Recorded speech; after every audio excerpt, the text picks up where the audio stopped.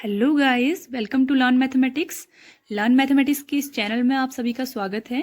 अगर आपने अभी तक चैनल को सब्सक्राइब नहीं किया है तो सब्सक्राइब जरूर करें and press the bell icon so that you can get all the updates at the time. So here we are starting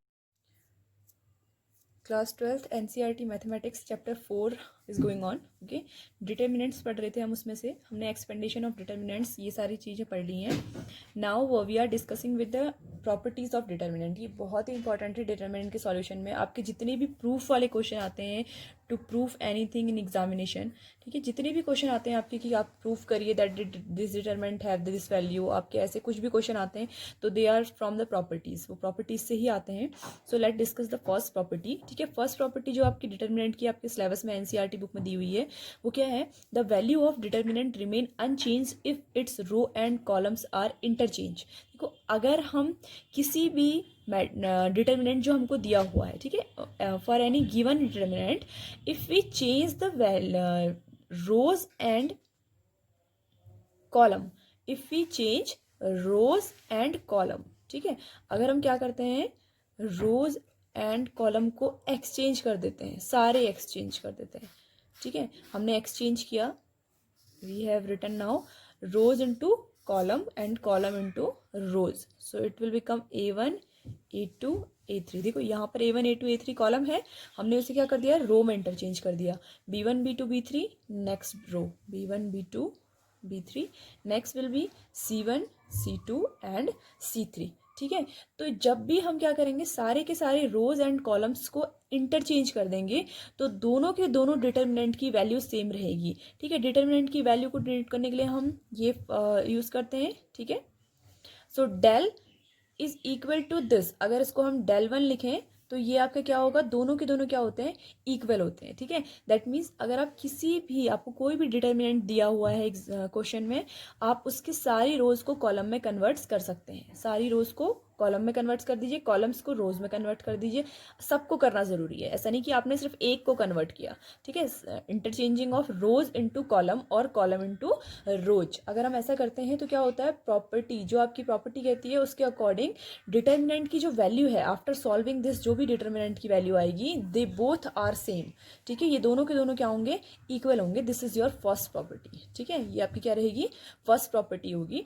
okay, now the second property. ठीक है, सेकेंड प्रॉपर्टी डिस्कस करते हैं। सेकेंड प्रॉपर्टी में क्या है, if any two रोज, ठीक है, अगर हम क्या करते हैं, किसी two rows and columns of a determinant are changed, अगर हम किसी दो रोज को और दो कॉलम्स को चेंज करते हैं। देखो यहाँ पर हम क्या कर रहे थे, सबको चेंज कर रहे थे, सबको चेंज करेंगे तो वैल्यू चेंज नहीं होगी। Then the sign of determinant changes, अगर हमने क्या किया, किसी दो रोज को या दो कॉलम्स को इंटरचेंज किया तो जो आपका ये डिटर्मिनेंट है, answer after solving it, determinant जो आएगा उस डिटर्मिनेंट में क्या हो जाएगा, उसका साइन चेंज हो जाएगा। ठीक है, वो पॉजिटिव नेगेटिव हो जाएगा, नेगेटिव है तो आंसर पॉजिटिव हो जाएगा। Okay, now see, if we have the same, we are taking A1 A2 A3 B1 B2 and B3 C1 C2 C3। ठीक है, this is our determinant. If we change, देखो यहाँ और इसमें क्या अंतर है, इसमें हम रोज टू कॉलम एक्सचेंज कर रहे हैं। देखिए ये है, if its rows and columns, ये एंड, ठीक है, and means both are changing.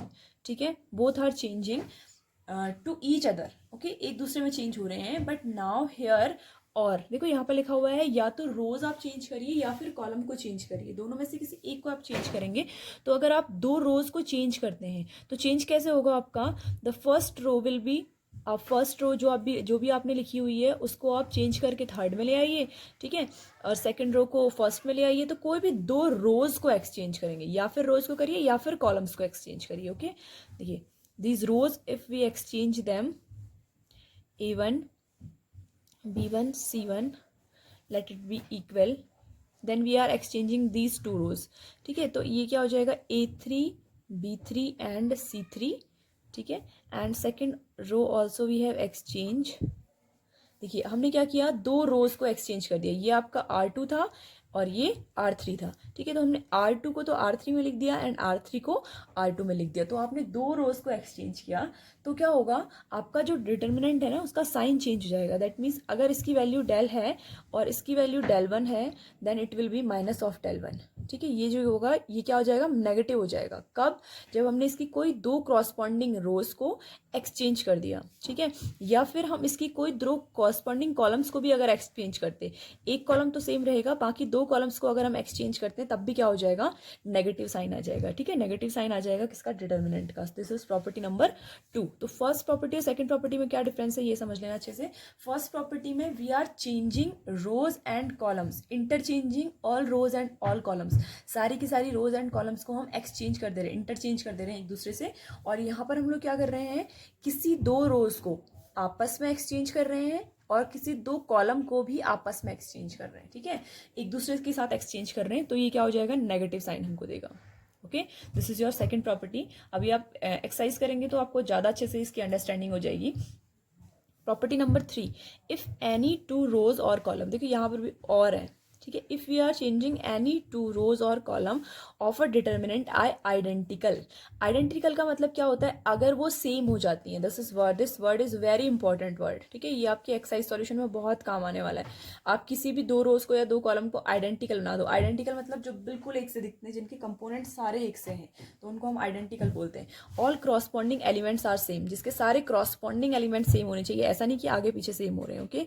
Then the value of determinant is zero, तब हमेशा डिटर्मिनेंट की जीरो वैल्यू क्या हो जाती है, जीरो हो जाती है। For example if I have this value a b c and a b c then 1 1 1, if I have this determinant, तो इसमें देखिए corresponding all values of two columns are equal, C1 and C2 के सारे values क्या हैं, equal हैं आपस में, then always this will give you the zero value. जब भी आप इसका सॉल्यूशन निकालेंगे this will definitely give you the zero value. And if we have the same in rows also, अगर हमारे पास क्या होती हैं, टू रोज आर सेम,